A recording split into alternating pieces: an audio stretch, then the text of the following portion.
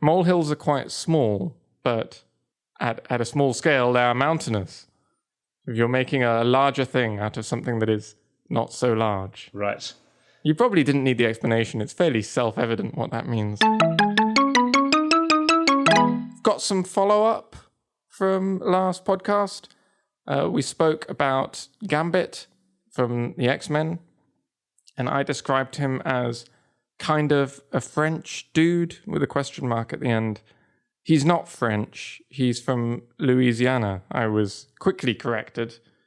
He is from an area of America, which has a lot of French influence. And so he's got these random smatterings of French throughout his speech, which I always took to mean that he was French, but he is not. I see. And also, we were talking about the Iliad and the Odyssey, and I said I couldn't quite remember what order they went in or anything like that. The Odyssey is actually a direct sequel to the Iliad, almost. It's the Iliad is the Trojan War, which I also mentioned, talking about the Aeneid, I think it's pronounced. I also mispronounced that last episode. And I mentioned it as almost a coincidence, but of course it's not a coincidence. It's exactly the same story that the Iliad is talking about from one side, and the Aeneid is talking about from essentially the other side. I think Aeneas escapes from Troy and founds Rome. So there's that. And then the Odyssey is the return of Odysseus from Troy. Right. So it takes him 10 years to get back from that war, and everyone assumes he's dead. And his wife, in fact, is sort of holed up in this big house, because he was quite, rich. And his wife is holed up in this big house with all these suitors kind of just tagging along and kind of living in his house, trying to persuade her to marry them. But she's like, no, I think he's still alive. I'm going to wait for him. Right. And yes, I think he was cursed by, I can't remember which god. And that's why it took him 10 years to get back. And he had all sorts of adventures, including the Cyclops, which... You're familiar with the story of the Cyclops? Let's see. Well, obviously I know what the Cyclops looks like. Right. I don't think I know the actual details of the story, no.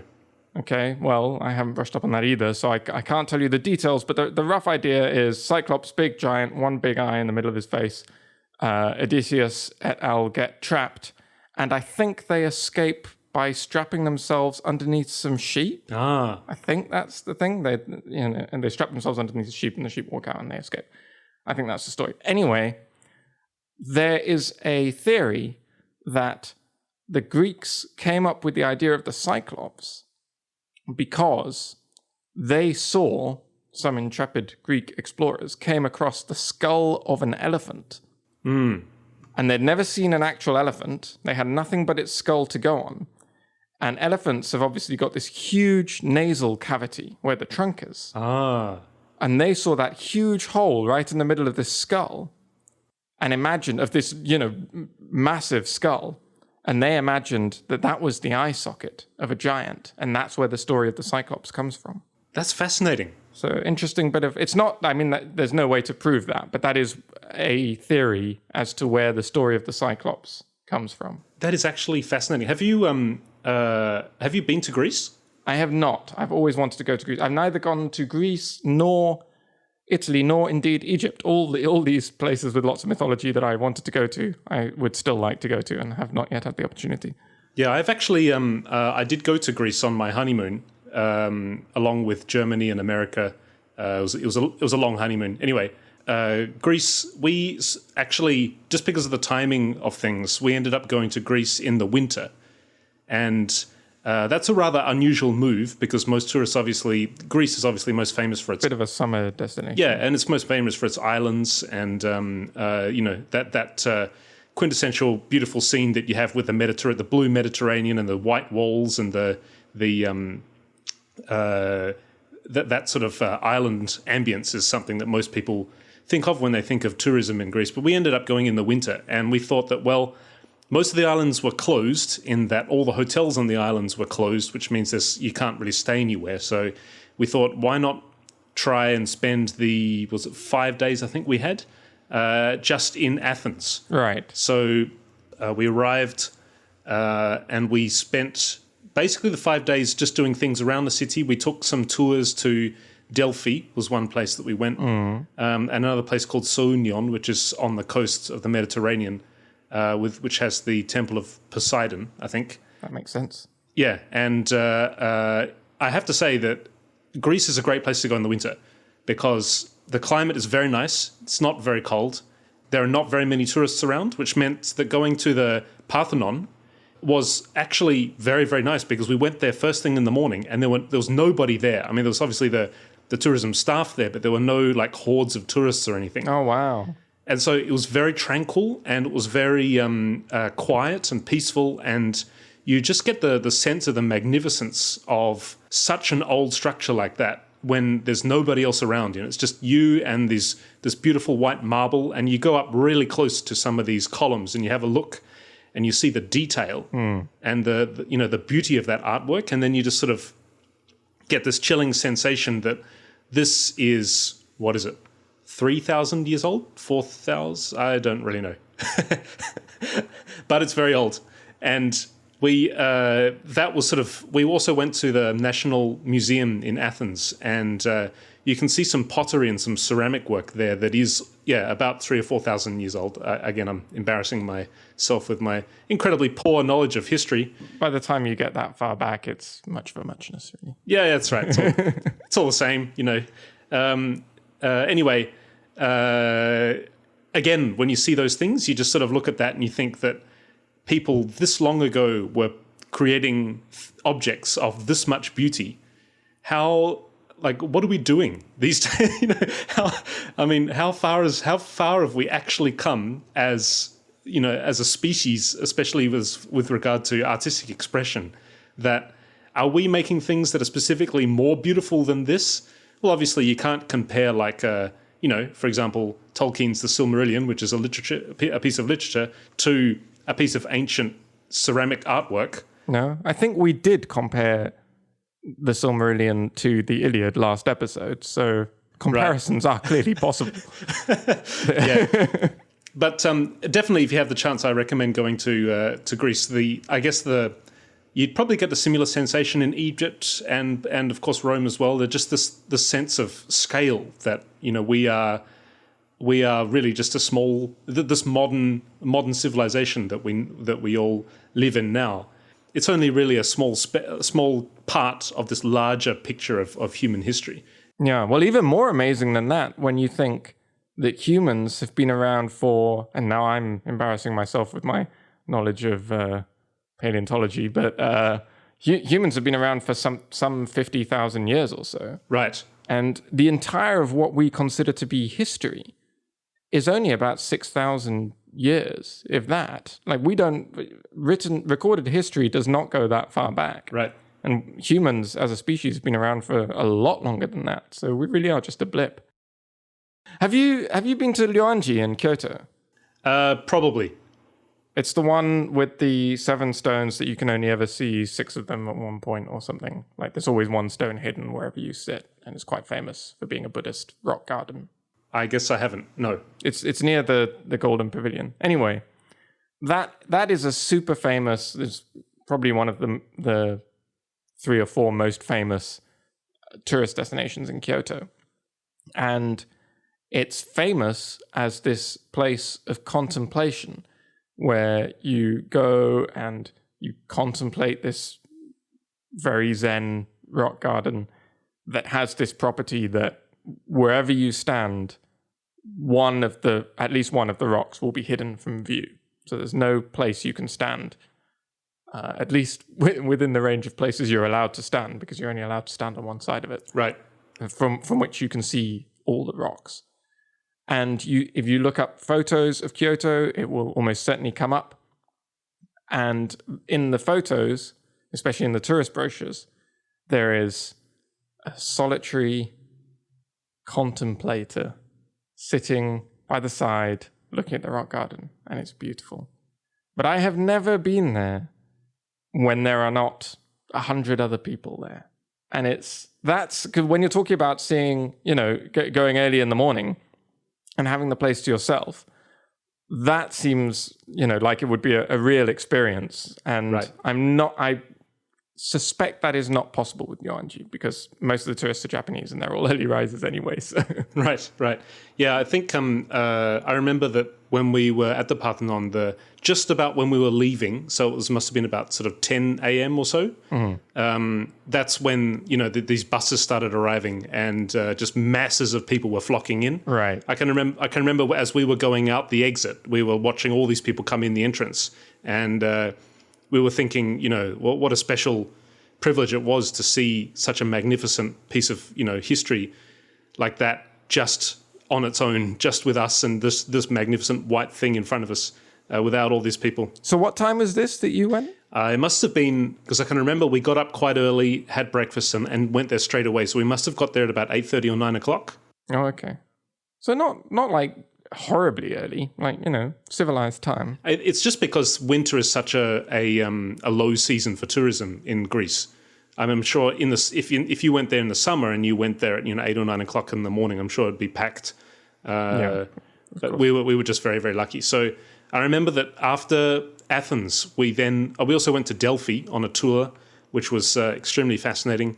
Delphi was where there was a kind of a crazy old lady called the Oracle. Right. Yes, the Oracle of Delphi. It's quite That's right. Quite famous. Not usually described as like a crazy old lady, but yes, I'm familiar with the Oracle of Delphi. Again, the same thing. The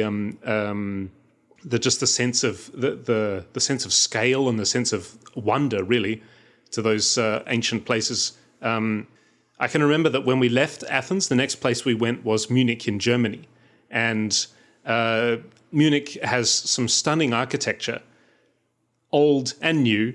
But I can just remember that walking through the streets of Munich after coming away from Athens was very disappointing. Oh, really? Because Athens, that ancient architecture, it's all white, it's all sort of smooth, and it's all, if you look closely, there's some beautiful detail there, and from a distance, it looks magnificent from a distance. And then you come to this sort of very dark, Gothic kind of architecture of Munich, when you've got like gargoyles and you've got this big, massive sort of facades to buildings that are sort of leaning in over you with their kind of dark stone, and it's kind of cloudy, and at the time it was winter. So that sounds like exactly what Munich should be. That is what I want from Munich, I think. if you had just gone to Germany and you'd just experiencing that would be fantastic. It would be exciting because it's like, wow, this atmosphere is incredible. But it just all seems so new after Athens. Right. Everything just sort of seems so kind of new and sort of underdeveloped somehow. After seeing that legacy and that heritage that Greece has. So. Yeah, anyway, if you have the opportunity to go to Greece, I highly recommend it. Right, yes, we'll have to. So travel tips from Station 13. Go to Greece in the winter and go to the Parthenon early. That's right. That is and also, unfortunately, I can't remember the name of it, but there is another temple south of Ryoanji. Actually, it's quite a way around from Ryoanji. But there's another temple near where I used to live in Matsuo in Kyoto, which has a similar sort of contemplative area in the same way that Ryoanji has this. It's supposed to be this contemplative area where you sit and you look at the garden. This other temple has a garden, and it has an area where you can sit and look over it. And this garden is not a rock garden, and it doesn't have special stones that you can only see 6 of at once. It's just a nice garden. But the first time I went there, it was raining just slightly. And I was a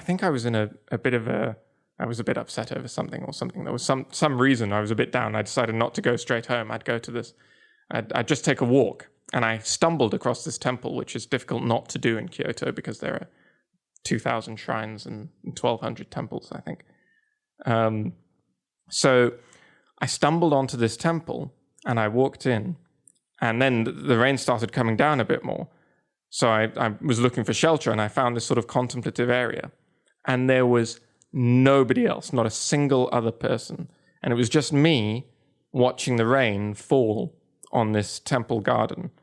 And the garden was, a fairly standard, all the gardens I think are quite nice in these temples, but it wasn't super sort of famous or special or what Kyoto is famous for. It was just a fairly normal temple garden. But Japanese gardens in general, Japanese landscape design, favors rain. It looks absolutely beautiful in the rain. The rain, it looks very fresh, and the rain always falls very nicely. And there's something about it, I think, because it rains so much, especially about now, right? It's rainy season now in Japan. Yeah, that's right. And so, they designed the gardens to take advantage of that. And so Japanese gardens in the rain are absolutely beautiful. I've always liked that. Do you like the feeling of being outside but undercover in the rain? It's funny, I've said this to people before and they look at me strangely, but at a very sort of base, almost animal level, there's something really nice about that. Like I feel protected, but I'm still kind of outside, and that's nice. Is that a thing that you understand? Yeah, I can sort of relate. In my case, I enjoy being in bed when it's raining. So that's kind of the same thing, that sense that, you're under shelter, but actually it's hard to explain that sense, really. I mean... It is a strange sort of... The thing I like is I can still feel the kind of wetness around me, even though I'm not actually getting wet. And it's not so cold in Japan, but, it's a bit of coldness that comes from the rain and the wetness, and the fact that it's so close and I can reach my arm out and touch it and get rained on my arm, but I'm covered, and I can sort of, and there's this kind of smell, I think, that everyone talks about the smell, coming up from the grass after it rains, but during the rain as well. I don't know, there's something really nice about it, but not many people seem to know what I'm talking about when I bring that up. You must be British. Yes, well done. You got me, Governor.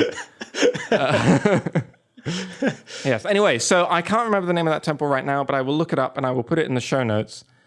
And if you are in Kyoto and you want a nice, quiet, contemplative experience away from the tourists, this is one place where you can get it. I'm sure there are many others because there are so many shrines and only a few of them are super famous. So.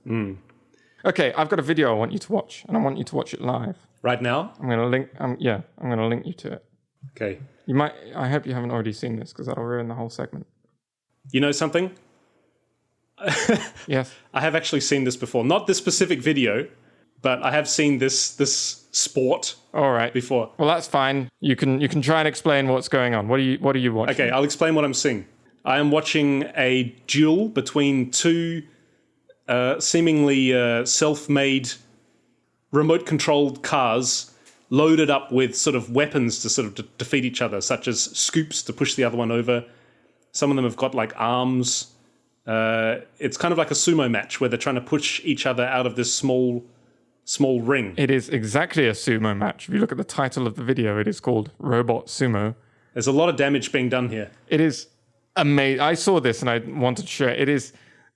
The robots are moving so fast. Right. And I'm not sure. I've watched the video a couple of times. I've been trying to work it out. Maybe I should just look it up. But I'm not sure whether they are remote controlled or whether they are controlled by AI. No, they must be remote controlled. Looking at the way that they're moving, there's no way that this could be...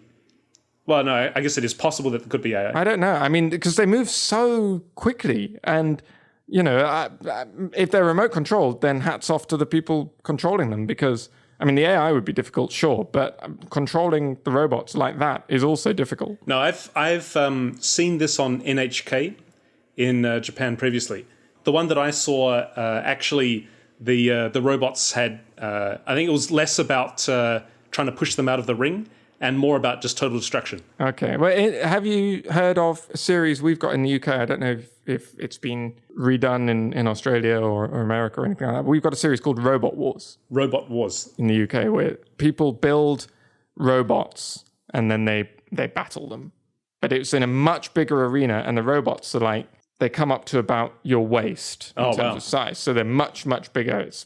They're also, as a result of that, much slower and more lumbering and kind of fighting each other in this big destructive way. Right. Whereas what I loved about this robot sumo thing is, like real sumo, the battle is over almost before it starts. It's so fast, and they're just going at each other, and the robots just get completely destroyed. Sometimes they get pushed out. Sometimes they get just flipped up in the air and land back down.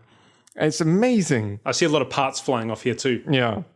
And it seems like there's a common thing with like the robots are fanning out these sort of wings that come out on either side of them. Right. And that seems to be a common tactic, which I'm not sure how, it gives them a bit more surface area to push with, but it also means that the other robot can quite easily, bump into them and knock them out of the way. So I don't know how effective that is. No, I think it's because at least in the matches here, the opponent has like a big scoop on the front to try and turn him over. So if you've got these big wings out to the side, then it'll mean you're harder to turn over. Oh, I see. That makes sense. The version of this that I saw had similar sized robots, small, clearly remote controlled with technology from remote control cars, and but various gimmicks like big hammers that come out of the top. Or one of the ones that I saw had sparks. I don't know if that's supposed to how effective that would do be. anything right, from an offensive point of view, but that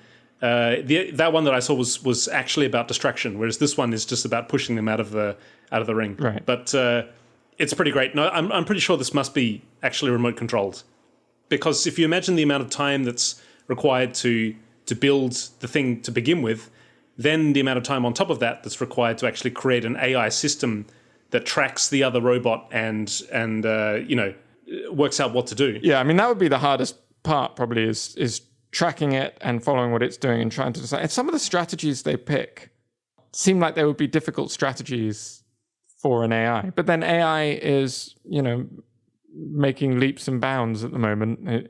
An AI can beat a human at Go easily now. So right. Who says it can't fight robots? AIs can also clean our floors with those. We should get those Roomba, those little vacuum cleaning robots that move this fast. That'd be great. That would be horrific. I've got a Roomba. I do not want it to move that fast. Do you recommend them? Because I have to say, I've never been to a house that has a Roomba or that uses a Roomba and not thought these floors are a little bit grimy. Oh, really? I should come to your house. Well, you should come to our house that we used to have in Japan. Our house here is carpeted, so you can't tell. But to us, it made the biggest difference to our life, I think, because we were both working quite long hours, and we had limited time at home. Right. And we would use a non-insubstantial portion of that time vacuuming. And when we got the Roomba, we didn't stop vacuuming, but it decreased by a huge amount. So, and the overall cleanliness of the house was much improved. Okay. So the Roomba we've set to go around every day. So not a day goes by when the house doesn't get a base level cleaning. Right. And then when we noticed something that it had missed, or, occasionally as well, at the weekend or whatever, when there was a difficult to get to corner, we would do that manually with another vacuum cleaner. Right. But so if you just rely on the Roomba and nothing else, I think perhaps that wouldn't work, because there are places it can't get to, and it's not really AI, the Roomba. It uses a very simple set of rules to navigate the room. So, depending on what happens, it may get a good basis over the whole room, or it may just totally miss areas. And you can't really guarantee it. So you do still need to vacuum, but instead of needing to vacuum like regularly, as we did before, right? You only need to vacuum occasionally. When something's actually dirty is the wrong word, but when it's needed. So yeah, no, we think it's great. I would totally recommend it, but not. I wouldn't want you to have the misconception that you will never need to vacuum again if you have one. I would have thought that that's the reason that you would buy one. Like if vacuuming takes 20 minutes once a week, and the day before you vacuum, the floor's a little bit grimy, I would have thought that the reason, or that the whole point that they would sell you something like that, or that you would want to buy something like that, is to save you that time from vacuuming. Well, it is, but So, I mean, yeah, we don't need to vacuum all that often, but we were, I think it would be a couple of times a week we'd have to vacuum before we got the Roomba. Okay. And, now we don't. So, Dani, I think avid listeners of Station 13 will recall that in episode 2, I believe it was, we started off with you demonstrating the fine functionality of your custom standing desk that actually can rise between standing and sink down to sitting position. So, are you using a standing desk at work now? I use a standing desk both at work and at home, and it's pretty good. I mostly use it sitting, which, is the joke. I know a while back we were talking at Vitae about standing desks, and for a while there were a couple of us that would put another small sort of IKEA table on top of our normal desk and put a computer on top of that and try and make a makeshift standing desk to give it a go. But the really important thing about standing desks, which I have come to discover now that I have a real one, is that they are adjustable height desks. Right. Not specifically that they're standing desks. I'm not sure standing all the time is much of an improvement over sitting all the time. Right. But the crucial thing is that you should change your position. This is what all the ergonomics people say now. So you should spend some time sitting and some time standing. Right. And do what feels comfortable at the time.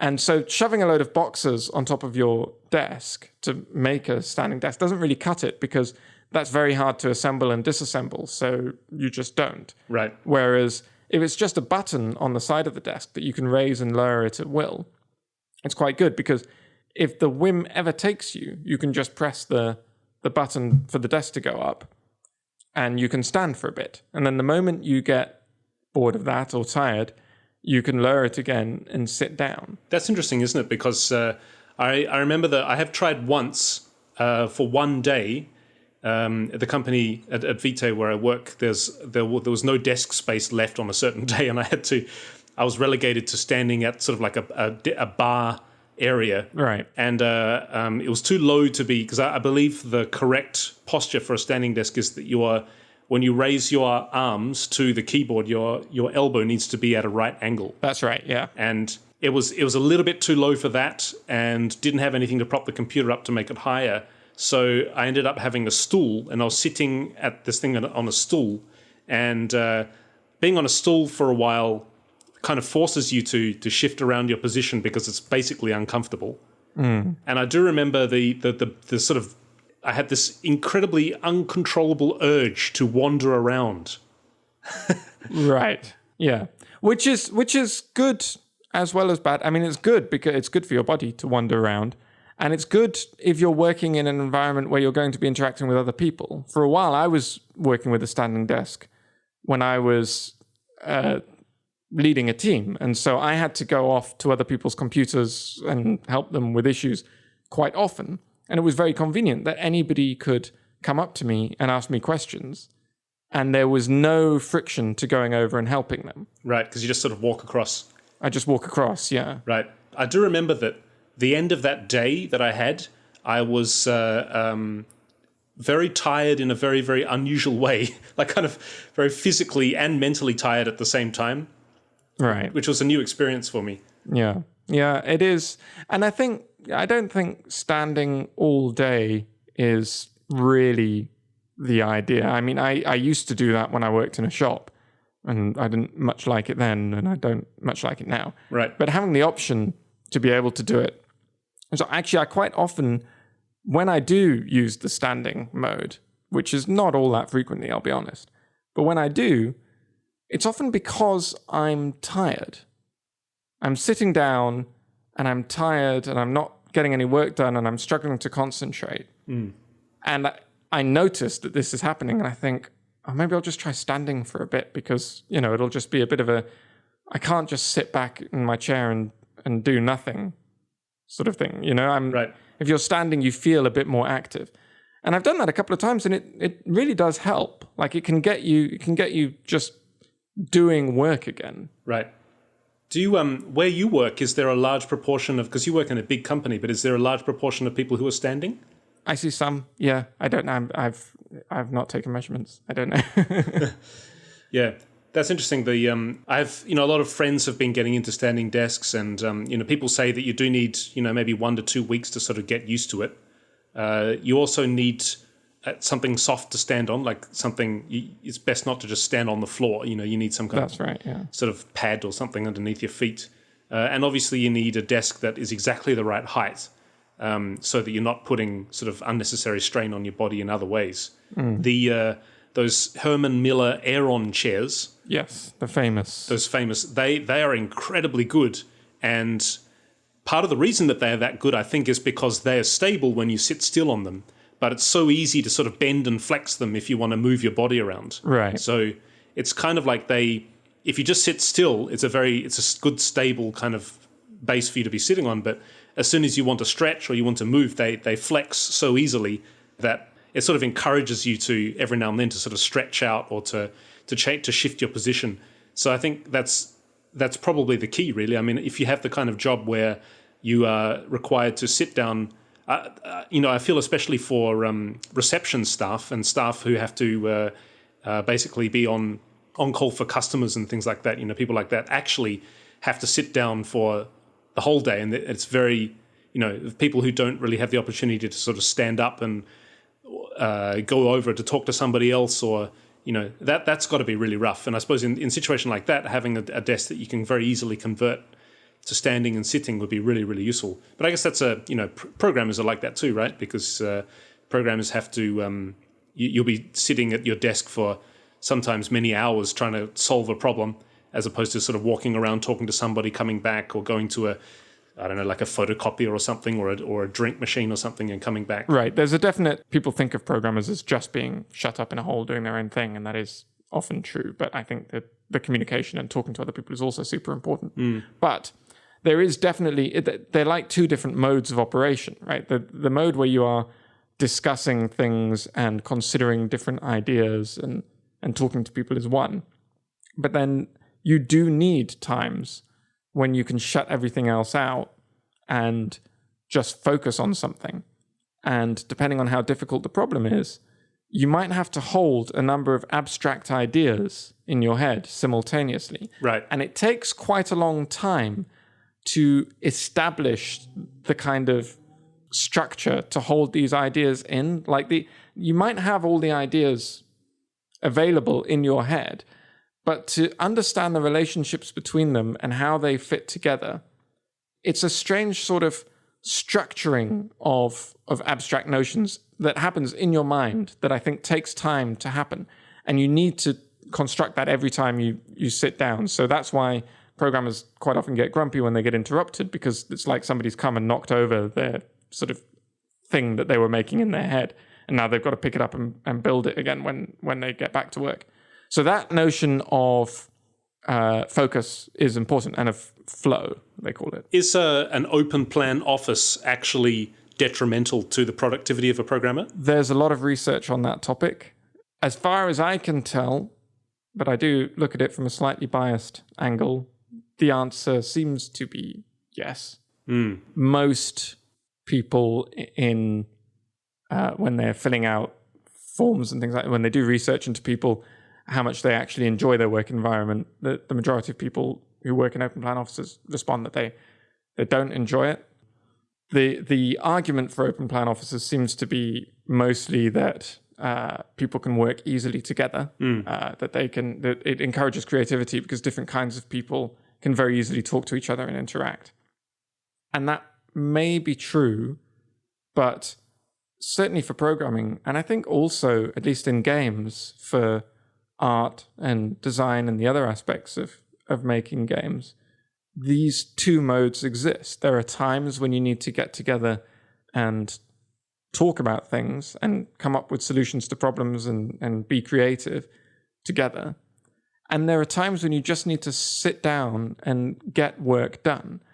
And being able to focus is very important for that. And that is easier to do if you have your own office. Even if you're an artist working on a game, I think that is true.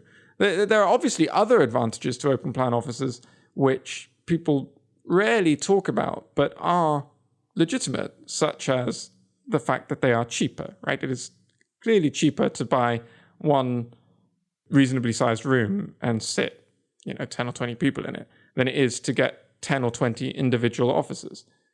And people don't like to say that's why we're making this an open plan office. People like to say we're doing it so we can be free and creative. Right. But it's not nothing, right, being cheap. Like, that is an important thing for companies to be able to reduce their costs. So, it is a balance that people have to strike, choosing between an open plan office, which has some advantages in terms of being able to talk to people very easily and having off-the-cuff, quick meetings at a moment's notice, which aren't, are almost not meetings. If you're all in different offices, then sometimes it can be that you feel like you've got to set up a proper meeting, and then everyone stops what they're doing to go to that meeting, and then the meeting drags on because everyone feels like they've got to say everything they had to say, otherwise it won't be communicated. Right. So there are disadvantages to that approach as well. So I'm not saying, I'm not going to say that there's, there are advantages either way. And there's also the cost advantage of an open plan office, and people who are designing office spaces and deciding how they're going to structure their company, that is a thing they have to bear in mind. And the other thing is that so many places are moving to an open plan style now that the kind of office space that you can rent is mostly open plan. It's very difficult to find traditional single office units that you can even rent. So, It's interesting because from the Japanese side, I've worked in several Japanese companies, and they're always open plan.